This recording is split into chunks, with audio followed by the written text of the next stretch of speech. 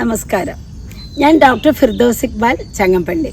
ഇന്നത്തെ വീഡിയോയിൽ രോഗങ്ങൾക്ക് കാരണമാകുന്ന ചില പൊതുതത്വങ്ങളും അവയ്ക്കുള്ള പരിഹാരങ്ങളുമാണ് പറയാൻ ഉദ്ദേശിക്കുന്നത്. ആയുർവേദത്തിൻ്റെ വീക്ഷണത്തിൽ ധർമ്മം, അർത്ഥം, കാമം, മോക്ഷം ഇങ്ങനെ 4 കാര്യങ്ങൾക്കായിട്ടാണ് ജീവിതം എന്നാണ് ആയുർവേദ ആചാര്യന്മാർ പറഞ്ഞു വെച്ചിട്ടുള്ളത്. ഇതിൽ ധർമ്മം എന്ന് പറയുമ്പോൾ നന്മയുള്ളതും ശരിയായ രീതിയിൽ നമ്മൾ അനുഷ്ഠിക്കേണ്ടതുമായ റെസ്പോൺസിബിലിറ്റീസ് തുടങ്ങി എല്ലാം നമ്മളെ കർമ്മമണ്ഡലങ്ങളിൽ നമ്മൾ എന്തൊക്കെ ചെയ്യണം അതെല്ലാം കൃത്യമായി ഉത്തരവാദിത്തത്തോടു കൂടി തെറ്റുകൾ കൂടാതെ ചെയ്യുന്നതിനെയാണ് ധർമ്മം എന്നതുകൊണ്ട് വിവക്ഷിക്കുന്നത്. ഇതിൻ്റെ ആന്തരികാർത്ഥം ഒരുപാട് ഗഹനമായി മറ്റു പലതും പറയാനുണ്ട്. അതിലേക്ക് നമ്മളിപ്പോൾ കടക്കുന്നില്ല. അർത്ഥം എന്ന് പറഞ്ഞാൽ നമ്മുടെ സമ്പാദ്യമാണ്. നമ്മൾ സമ്പാദിച്ചു കൂട്ടുന്നുണ്ട് അതെല്ലാം അർത്ഥം എന്ന കാറ്റഗറിയിൽ വരും. ഇതും ജീവിതത്തിൻ്റെ ഒരു ലക്ഷ്യമാണ്.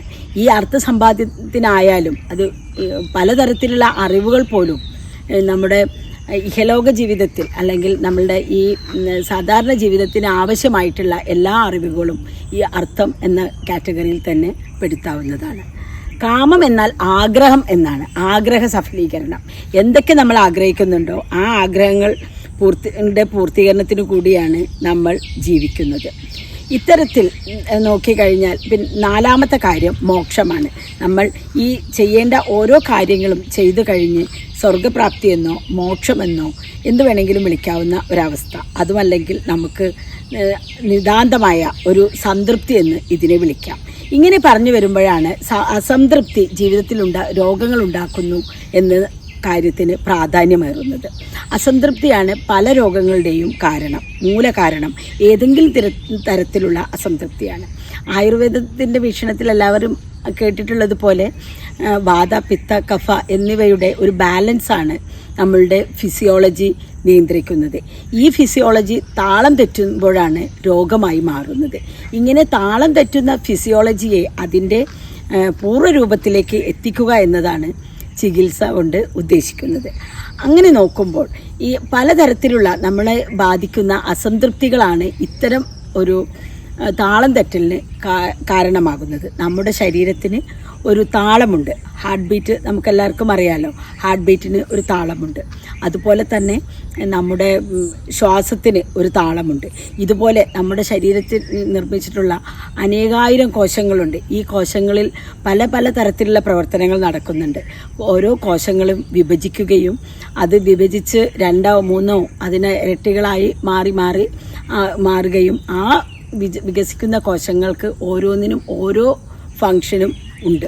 ഈ ഫങ്ഷൻ കൃത്യതയോടെ നടത്താൻ കഴിഞ്ഞാൽ ബോഡി ബാലൻസ്ഡ് ആണെന്നും ഈ താളം തുടരുകയാണെങ്കിൽ രോഗം ഇല്ലാത്ത ആരോഗ്യവാനായി ജീവിക്കാൻ കഴിയുന്ന അവസ്ഥയാണെന്നും ആയുർവേദ ആചാര്യന്മാർ പറഞ്ഞു വെച്ചിട്ടുണ്ട്.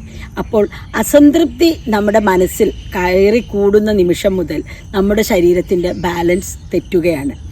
ഇത് എങ്ങനെയെന്ന് വെച്ചാൽ ആയുർവേദം പറയുന്നുണ്ട്, ഈ ധർമ്മ, അർത്ഥ, കാമ, മോക്ഷങ്ങൾ കൊണ്ടാണ് അതിന് വേണ്ടിയിട്ടുള്ളതാണ് ജീവിതം എന്ന് പറയുന്ന ശ്ലോകത്തിൻ്റെ അടുത്ത വരിയായിട്ട് പറയുന്നത്, എല്ലാ ജീവികളും എല്ലായ്പ്പോഴും ആഗ്രഹിക്കുന്നത് സംതൃപ്തിയാണ്. ഈ സംതൃപ്തി ധർമ്മത്തിലൂടെ മാത്രമേ നേടാൻ പറ്റൂ. ധർമ്മത്തിലൂടെ അല്ലാതെ നേടുന്ന ഓരോ സംതൃപ്തിയും നമ്മളെ അസംതൃപ്തിയിലേക്കാണ് നയിക്കുക. അത് ഒരു എക്സാമ്പിൾ പറയുകയാണെങ്കിൽ, ഇപ്പോൾ നമുക്ക് പണം ഉണ്ടാക്കണം. അതിന് വേണ്ടിയിട്ട് നമുക്ക് കള്ളന്മാർ, കൊള്ളക്കാർ അങ്ങനെ പലതരത്തിൽ ഏതെങ്കിലും വിധത്തിലുണ്ടാക്കാം. പക്ഷേ ഇതിന് കൂടെ ഓരോ മനുഷ്യനും അങ്ങനെ അധാർമികമായി ഉണ്ടാക്കുന്ന ഓരോന്നിലും ഒരു വല്ലാത്തൊരു ഇമോഷണൽ സ്ട്രെസ്സ് അതിനൊപ്പം വന്നു ചേരും. കാരണം ഇത് പിടിക്കപ്പെടുമോ എന്നുള്ള ഭയം, പിന്നെ ഈ ഓരോ നിമിഷവും ഇത് നഷ്ടപ്പെടുമോ എന്നുള്ള ഭയം. മറിച്ച് നമ്മൾ നേർവഴിക്ക് ചെയ്യുന്ന ഓരോ കാര്യത്തിലും ഇത്തരം ഭയങ്ങളില്ല. ഈ ഒരു ഭയം എന്നൊരു കാര്യം എടുത്താൽ പോലും നമ്മുടെ ബോഡിയിൽ അതിനനുസരിച്ച് ഒരു പേടി കടന്നു കൂടുമ്പോൾ അഡ്രിനൽ ഗ്ലാൻഡ് കൂടുതൽ ഹോർമോൺസ് ഉൽപ്പാദിപ്പിക്കുകയും അതിൻ്റെ ഫലമായി കിഡ്നി മുതൽ പല അവയവങ്ങൾക്കും തകരാറുകൾ പറ്റുന്നതുമാണ്. സാധാരണ ഒരു സർവേയിൽ പറഞ്ഞിട്ടുള്ളതാണ്, വളരെയധികം കിഡ്നി രോഗങ്ങൾ ബാധിക്കുന്നവർക്ക് നോക്കിയ ഒരു പഠനത്തിൽ പറയുന്നു ഭയം കിഡ്നി രോഗങ്ങൾക്ക് കാരണമാകുന്നുണ്ടെന്ന്. അപ്പം നമ്മൾ ഓരോ നിമിഷവും നമ്മൾ അറിയുന്നില്ല, നമ്മൾ വിചാരിക്കും ഞാൻ വലിയ ധൈര്യവാനാണ്, എനിക്കൊരു പ്രശ്നവുമില്ല എന്ന്. പക്ഷേ കൊച്ചു കൊച്ചു കാര്യങ്ങൾ നമ്മൾ കള്ളത്തരങ്ങളായോ അല്ലെങ്കിൽ വേറെ മറ്റുള്ളവനെ ഉപദ്രവിക്കണം എന്നുള്ള ചിന്തയോടു കൂടിയോ അന്യൻ്റെ മുതൽ ആഗ്രഹിച്ചോ എല്ലാം ചെയ്യുന്ന കാര്യങ്ങൾ ഇത്തരത്തിൽ ഒന്നല്ലെങ്കിൽ ഒന്നായി നമ്മളെ രോഗത്തിലേക്ക് നയിക്കും. നമ്മൾ മനുഷ്യൻ എന്ന് പറയുമ്പോൾ ഒരു ജീവൻ, ഈ ജീവൻ നയിക്കുന്നത് കോടാനുകോടി കോശങ്ങളെയാണ്.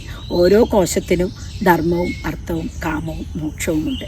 ഇതിൽ എവിടെയെങ്കിലുമൊക്കെ വരുന്ന തകരാറുകൾ ഈ സെൽ ഡിവിഷനിൽ തകരാറുകൾ വരുത്തുകയും പിന്നീട് അതിൻ്റെ ഡിവിഷനിൽ വരുന്ന മാറ്റങ്ങൾ അത് തുടർന്ന് കൊണ്ടുപോവുകയും ചെയ്യും.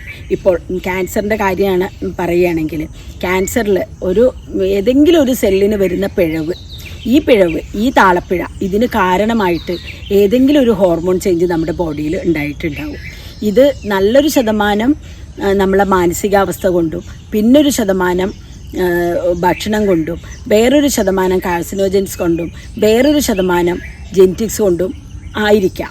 പക്ഷേ ഇതിൽ മാനസികമായ സംതൃപ്തി നിർത്തുന്ന ഒരാൾക്ക് ഇത്തരത്തിലുള്ള അബറേഷൻസ് വരാനും ഈ വന്ന സെല്ലുകൾ വീണ്ടും വീണ്ടും തെറ്റായ രീതിയിൽ തന്നെ പെരുകാനും ഉള്ള സാധ്യത വളരെ കുറവായിരിക്കും. അതുപോലെ തന്നെ ഏതെങ്കിലും രോഗത്തിന് അടിമപ്പെട്ടവർക്കും ഈ സംതൃപ്തിയുടെ കാര്യം വളരെ പ്രധാനമാണ്. കാരണം എൻ്റെ അടുത്ത് വരുന്ന നല്ലൊരു ശതമാനം രോഗികളും ഞാൻ അവർക്ക് പറഞ്ഞു കൊടുക്കുന്ന വഴിയിൽ മാനസികമായും ആത്മീയമായും അവരെങ്ങനെ പോകണം എന്നുള്ള ഒരു ഉപദേശവും അതിനുള്ള തെളിവ് സഹിതമുള്ള ചില കാര്യങ്ങളും പറഞ്ഞു കൊടുക്കുന്നത് വഴി അവരുടെ മനസ്സിന് സംതൃപ്തി നേടിക്കൊടുക്കാറുണ്ട്.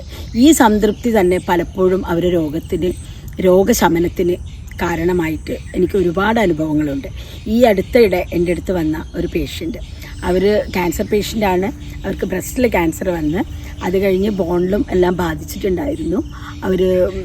അന്ന് അവർ കഴിയുന്നത് മോർഫിൻ ടാബ്ലറ്റിലാണ്. ഞാൻ പക്ഷെ അവർ വളരെ ചിരിച്ച് ഒരു സന്തോഷത്തോടെയാണ് അവരിയ്ക്കുന്നത്. ഞാൻ ചോദിച്ചു, നിങ്ങൾക്ക് എങ്ങനെ ഇങ്ങനെ ചിരിക്കാൻ കഴിയുന്നു എന്നുള്ള രീതിയിൽ തമാശയായിട്ട് ചോദിച്ചു. അപ്പോൾ അവർ പറഞ്ഞു, എനിക്കൊരു പേടിയുമില്ല, എൻ്റെ മക്കൾ രണ്ടുപേരും വലുതായി കഴിഞ്ഞു, പിന്നെ വലിയ കുട്ടികളൊന്നും അല്ല, അവർക്ക് ഭക്ഷണം വേണമെന്ന് പറയാനും അവർക്ക് തനിയെ കുളിച്ച് റെഡിയായി സ്കൂളിൽ പോകാനും എല്ലാം അവർക്കറിയാം. പിന്നെ എൻ്റെ ഭർത്താവും എൻ്റെ ഭർത്താവിൻ്റെ ഫാമിലിയും എല്ലാവരും നല്ല മനുഷ്യരാണ്. അതുകൊണ്ട് തന്നെ എൻ്റെ മരണശേഷവും എൻ്റെ ഭർത്താവിനെയും എൻ്റെ കുഞ്ഞുങ്ങളെയും എല്ലാവരും നന്നായിട്ട് നോക്കും. പിന്നെ ഞാനായിട്ട് ഒരു തെറ്റും ചെയ്തിട്ടില്ല. അതുകൊണ്ട് ഞാൻ എന്തായാലും എൻ്റെ മരണശേഷം സ്വർഗത്തിലായിരിക്കും. ഈ ഒരു ഉറപ്പ് കൊണ്ടാണ് ഞാനിങ്ങനെ ഇരിക്കുന്നത്. അതെന്നെ വല്ലാതെ ആകർഷിച്ചു ആ വാക്കുകൾ. കാരണം ആ കുട്ടിയുടെ മുഖം വളരെ സന്തോഷപൂർവ്വമായിട്ട് ചിരിച്ചുകൊണ്ട് തന്നെയായിരുന്നു. പക്ഷെ മോർഫിൻ കഴിച്ചുകൊണ്ടാണ് ഇരിക്കുന്നത്. ആ കുട്ടി പിന്നീട് എൻ്റെ ട്രീറ്റ്മെൻറ്റ് കംപ്ലീറ്റ് എടുത്തു. അത് കഴിഞ്ഞ് മോർഫിനെല്ലാം നിർത്താൻ കഴിഞ്ഞു. മെല്ലെ മെല്ലെ മോർഫിൻ കംപ്ലീറ്റ് നിർത്തി.